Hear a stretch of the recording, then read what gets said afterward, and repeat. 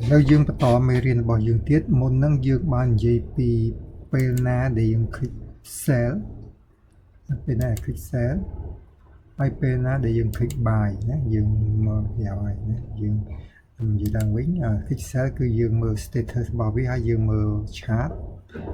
មើល chart តាមអ្នកឡើងវីដេអូហ្នឹងបន្ទាប់មកបានយើង click sell ណាគឺគ្នាយ៉ាង buy យើងមើល status market status របស់វាបាយចឹងយើងគ្លីកបាយមកហើយយើងមើលឆាតទៀតមើលឆាតរបស់វាតាមលក្ខណៈរបស់ណាហើយយើងចូលមកដល់ចំណុចranking បានណា hedging mode ពេលណាដែលទីផ្សារ ranking របៀបនេះវាដាក់ ranking ឃើញទេ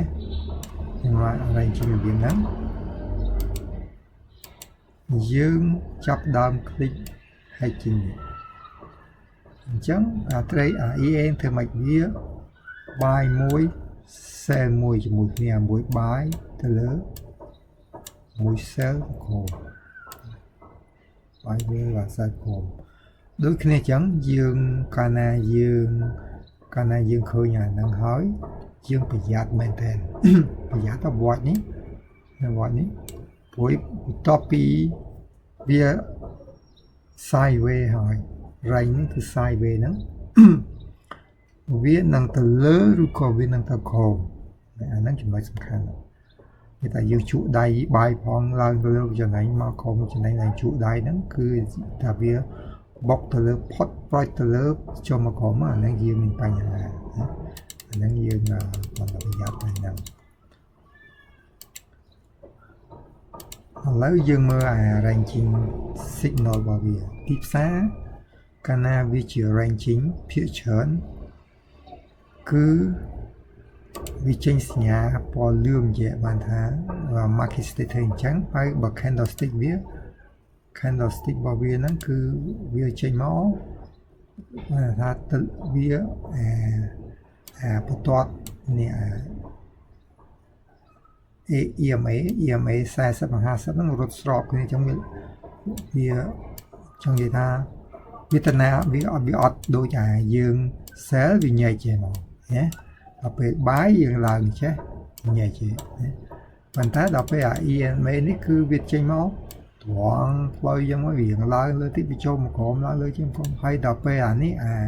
50ដល់ពេលអា20 EA វាកលិចកលក់គេដល់វានៅមកជុំគ្នាជាប់គ្នាអញ្ចឹងវាអត់ទៅណារួចទេដូចក្នុងនេះអញ្ចឹងអាហ្នឹងបានន័យថាយើង buy ក៏បាន sell ក៏បានគ្រាន់តែមកបន្លោះប៉ុណ្ណឹងហ្នឹងវាចូល 5% 3% 5% បើតែមិនបាច់ចូល trade ទៀតទេ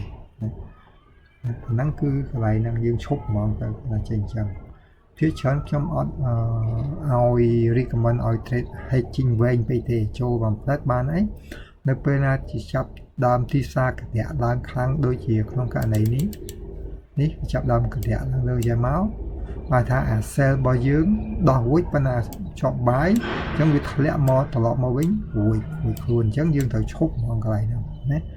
វាចាប់ដើមទីផ្សារចាប់ដើមមានកម្លាំងហើយវាកតាក់ជាសញ្ញាមួយឲ្យយើងឈប់ ranking ហើយប៉ុន្តែយកមែនតើទៅមិនបាច់ទេកាលណាយើងឃើញថាវាចាប់ដើមមានកម្លាំងស្ទុះឡើងដូចខ្ញុំនិយាយមិញអញ្ចឹងយើងចូលអា button នេះយើង click stop auto យ៉ាងហ្មងទៅ stop auto បានន័យថាយើងកុំឲ្យវាចូលថែមទៀតណាយើង clear stop នេះយើងកុំឲ្យវាចូលថែមទៀតប៉ុន្តែយើងឲ្យវា clear ចាស់ចោលអស់ព្រោះនៅពេលណាដែលវាកាច់ឡើងណាខ្ញុំឲ្យប្រយ័ត្នឲ្យលើហ្នឹងកាច់ឡើង buy sell នេះកាលណាវាកាច់ឡើងអញ្ចឹងបានថា sell របស់យើងនៅជាប់កណ្ដាលវាហើយអញ្ចឹងយើងកុំព្រោះអាហ្នឹងវា buy ផង sell ផងណាអាហ្នឹងយើងប្រយ័ត្នឡើង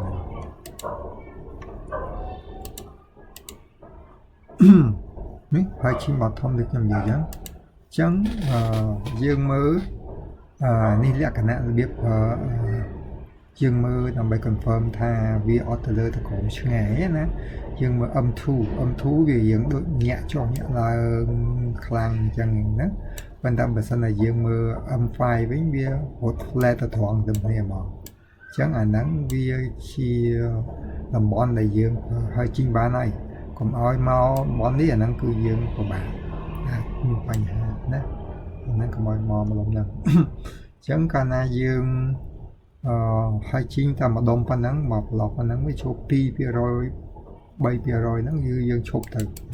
បាច់ហើយទេដោយសារអីពេលដែលយើង trade ហ្នឹងយើងអត់ trade lot ទូពេកទេ lot យើងគឺ10000 0.1 1000 0.01 គ្រាន់តែប៉ុណ្ណឹងមកប្លុកប៉ុណ្ណឹងហ្នឹងយើងបាន 2% 3% បានហើយបើសិនជាយើងចង់ 10000 0.01 វាទុកបានមែនប៉ុន្តែយើងត្រូវ trade U ហើយអា U ទៅគង់กับplot ទេកាលណាយើង trade U ណាយល់អ trade lot ល្មមមិនធំពេកទេហើយ socket យើងថាចាក់ឲ្យចំមកហើយឈប់ដើរចេញមកកុំឲ្យនៅត្រាំថៃហ្នឹងទៀតទីផ្សារ forex ចឹងកុំយើង trade ដាច់ម៉ោងដាច់ពេលដាច់បាយហើយវាគង់មកប៉ះហើយហ្នឹងវាគង់មកប៉ះហើយប៉ុណ្ណឹងចុះកុំឲ្យវាវែងពេកព្រោះវីដេអូវាធំពេកយើងពិបាកផ្ញើចេញណាហើយចាំយើងរៀនពីពេលណាដែលយើង cut loss ហើយយើងរៀនក្រោយនេះប៉ុន្តែមុនអញ្ចឹងខ្ញុំចង់និយាយពីរបៀបហៅ best buy និង best sell កន្លែងចំណុច golden point វាសិនកន្លែងណាដែលល្អបំផុតដែលយើងចូល buy ពេលណាបំផុតយើងចូល sell ហើយជីងហ្នឹងខ្ញុំមិនសូវ recommend ឲ្យប្រើហ្មងទេប៉ុន្តែបើប្រើដូចខ្ញុំនិយាយអញ្ចឹងតើតែ flat ទីផ្សារអញ្ចឹងអាហ្នឹងយើងចូលទៅវាអត់ខុសអីទេបើតែគុំចូលយូរមកហើយវា1ម៉ោងឬក៏កន្លះម៉ោងជាពិសេស